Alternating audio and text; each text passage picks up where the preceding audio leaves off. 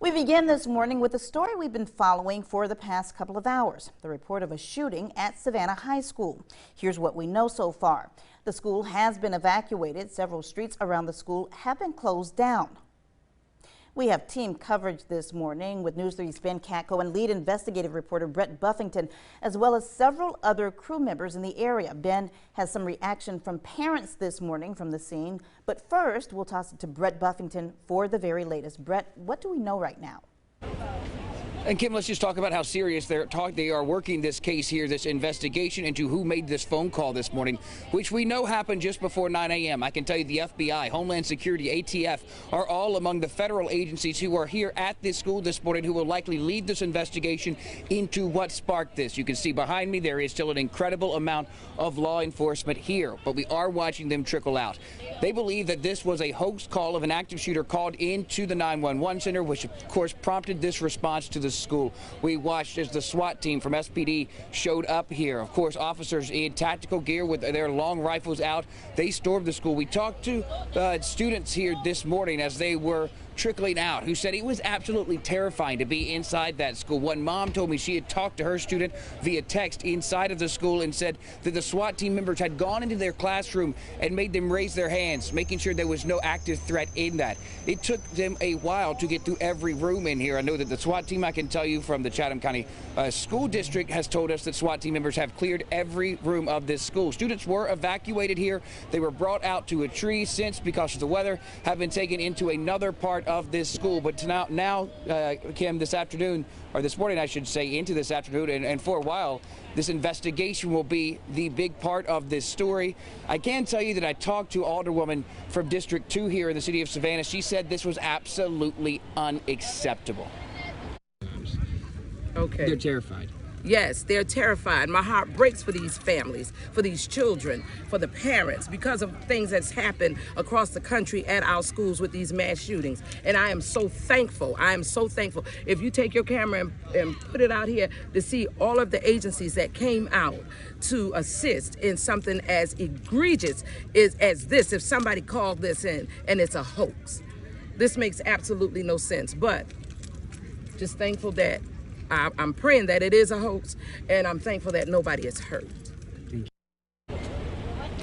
And that is the big message here this afternoon, is that they have not found anyone hurt in this. Again, calling this a hoax. Likely will be a while before all of the law enforcement is out of this school. We haven't heard that school is canceled for the day, but a stream of buses just showed up here, and parents certainly have been here picking up their children since this started. Kim?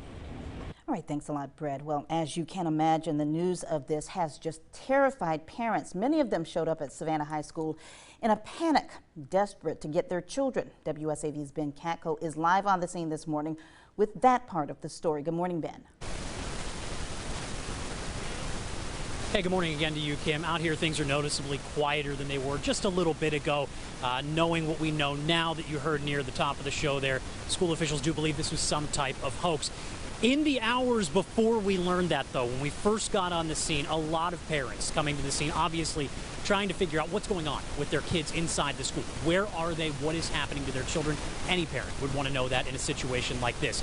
We had the opportunity to speak to several of them, many of them with the same sentiment. There was some confusion, there was some anger about how quickly they found out about what was going on and the avenues in which they found out what was going on. We did, again, have the chance to speak to a couple of parents. Here's what one of them had to say about coming out here to make sure that their children were okay.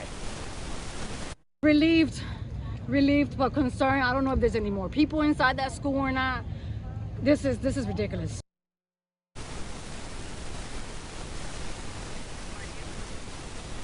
So as we close this part of the story, at least for right now with the parents, again, things noticeably more calm out here. Probably 2-3 dozen school buses just came through here trying to get the kids where they need to go. There is a reunification point set up at the rec center nearby the school here, about a block or so away, where parents are able to see their kids, pick up their kids, take them home for the day if they so choose. Live for now, I'm Ben Katko, WSAV News 3 on your side.